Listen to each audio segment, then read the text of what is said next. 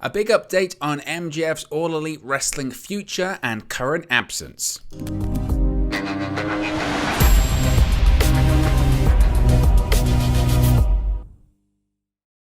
Hey guys, welcome back to Wrestling News 365. Hope everyone is doing very well. As always, there are plenty of news stories to get into in the world of All Elite Wrestling, and MJF has been absent since his pipe bomb promo several months ago now, and it's led to a lot of discussion and questions. At one point, MJF was the hottest story, the biggest story in pro wrestling, especially that Double or Nothing weekend, and the subsequent promo that happened on Dynamite, the pipe bomb promo. We haven't heard from him, seen from him since.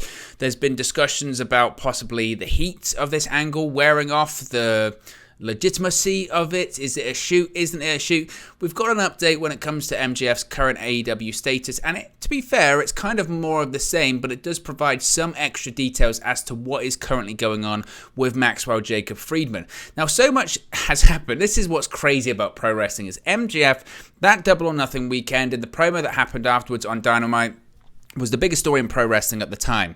That was a couple of months ago, and it feels like a million years ago because so much has happened since, especially with Vince McMahon retiring, CM Punk getting injured, Bryan Danielson getting injured, then coming back, Triple H coming back to WWE, and the talent relations are creative, and SummerSlam. It's not even at the forefront of people's minds right now. So much has happened in the world of pro wrestling since this past May, but it hasn't stopped fans from wondering, where is Maxwell Jacob Friedman, or MJF? Where has he been? Now, on the post-Double or Nothing episode of Dynamite, MJF, of course, infamously tore into his boss, the owner, president, head of creative of AEW, Tony Khan, by pointing out how the additions of former WWE talent to their roster had skyrocketed since the company was first formed in 2019. He even went as far as to say the additions to the AEW roster were, quote, ex-WWE guys who can't lace his boots, before getting heated enough to yell, "Fire me, you effing Mark," as his microphone was cut off. Now, since then, MJF has essentially vanished. We have not seen him. He has vanished from the world of pro wrestling. How legitimate his grievances to Tony Khan were remain unclear. I think, as a lot of people speculate, there's quite a lot of truth to this, but when he cut that promo, he had recently had a meeting with Tony Khan, and there was a feeling of, wow, he's still being professional to an extent. He didn't go off script, or he didn't go too far, and what he said was at least planned out beforehand, right? As MJF, he's been the king of threading that thin line between reality and kayfabe in every promo that he does, and all of the character work that he does as well. Now, the company, to their point, has made sure to remove all traces of MJF from its websites, from its merch store, from its social media pages. He hasn't even been mentioned or spoke about on AEW television since, with anything to do with the company, with anything to do with promos, with anything to do with Wardlow, with anything to do to merchandise, ticket sales, anything. They have not mentioned MJF once, and that also goes to TNT and TBS. They have not advertised MJF at all. He has been completely removed, showing that either it's a legitimate situation being handled accordingly as you would expect, or the company is going above and beyond. They're going the extra mile to sell this legitimacy of this entire angle. Now, in a new update from Fightful Select, Sean Ross Sapp is noting that despite countless attempts to follow up on what has happened or what is happening right now, not a single AEW talent or staffer has admitted to communicating with MJF since his promo on that infamous edition of Dynamite. People who work with him in other avenues or are close to him have also stated that he's avoiding them without contact. MJF is not speaking to anyone, even those close to him right now.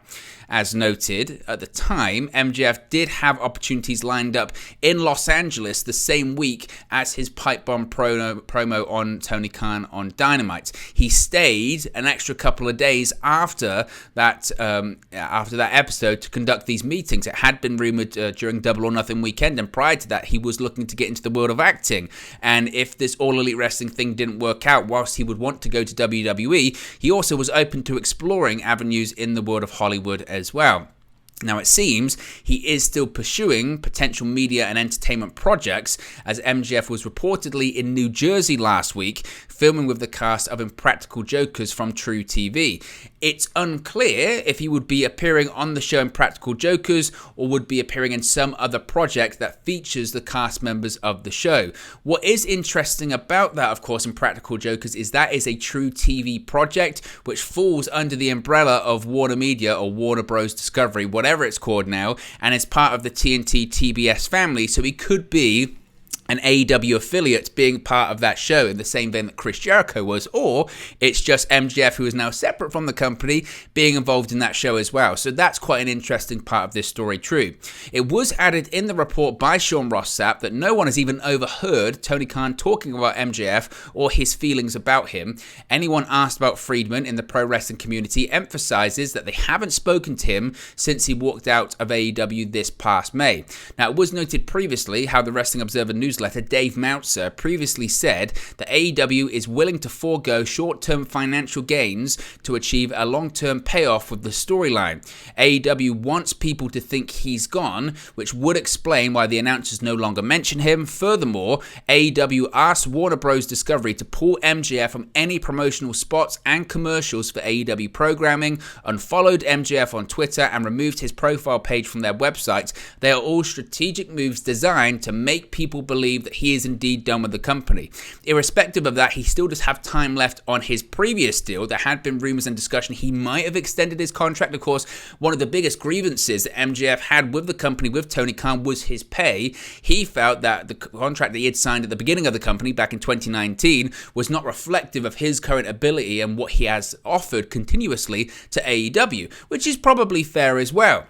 There was some rumours that possibly when he had this meeting with Tony Khan, he had agreed to an extension of his contract, which included a substantial raise. But there are other people who do think that he still wants to go to WWE and is angling to go to WWE once his contract does indeed expire. With Triple H now being at the helm of the company in talent relations and creative, certainly anything is possible with MJF being able to work under that new umbrella. So it's a really interesting story. I'm not sure if it's going to be one that we find out more about in the near future. With All Out coming up, we could possibly see, and I think a lot of this depends on what happens with CM Punk at that pay-per-view, if he's back, if he's medically cleared to compete in time, because what I could see, and this is where I think AEW could be angling towards, if they can make this happen, is CM Punk returns to injury. The main event of All Out in Chicago, CM Punk's hometown, is the returning AEW World Champion CM Punk versus the AEW Interim World Champion Jon Moxley.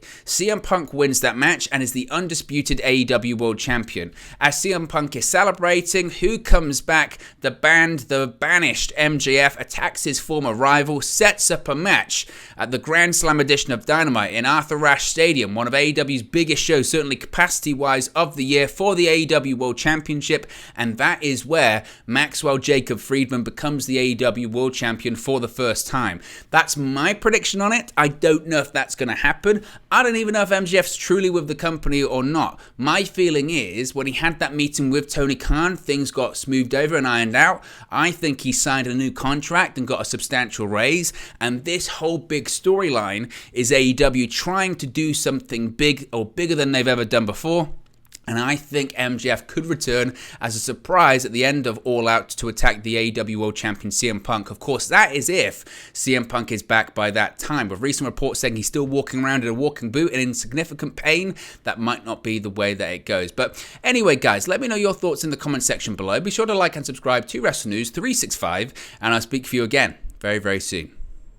Hey guys, thank you for watching, listening, streaming, or however you come across this video today. Be sure to click on the video on the right there to watch our next video, or click the bottom there to subscribe, or the bottom right hand corner. Thank you very much, and I'll speak to you again very soon.